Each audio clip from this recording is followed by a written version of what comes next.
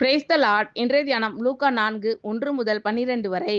இயேசு பரிசுத்த ஆவியினாலே நிறைந்தவராய் யோர்தானை விட்டு திரும்பி ஆவியானவராலே வனாந்தரத்திற்கு கொண்டு போகப்பட்டு 40 நாள் பிசாசினால் சோதிக்கப்பட்டார். அந்த நாட்களில் அவர் ஒன்றும் புசியாதிருந்தார். அந்த நாட்கள் முடிந்த பின்பு அவருக்கு பசி உண்டாயிற்று. அப்பொழுது பிசாசு அவரை நோக்கி, நீர் தேவனுடைய குமாரனே ஆனால் இந்த கல் அப்பமாகும்படி சொல்லும் என்றான். அவர் பிரதியுத்தரமாக, மனுஷன் அப்பத்தினாலே மாத்திரமல்ல தேவனுடைய ஒவ்வொரு வார்த்தையினாலும் பிழைப்பான் என்று எழுதி இருக்கிறதே என்றார்.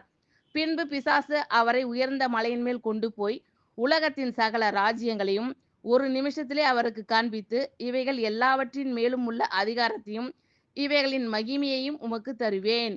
இவைகள் எனக்கு ஒப்பு கொடுக்கப்பட்டிருக்கிறது. எனக்கு இஷ்டமானவனுக்கு இவைகளை கொடுக்கிறேன். நீர் என்னை பணிந்து கொண்டால் எல்லாம் உம்முடையதாகும் என்று சொன்னான். இயேசு அவனுக்கு பிரதியுத்தரமாக, எனக்கு பின்னாக போ சாத்தானே, உன் தேவனாகிய கர்த்தரை பணிந்து கொண்டு அவர் ஒருவருக்கே ஆராதனை செய்வாயாக என்று எழுதி இருக்கிறதே என்றார்.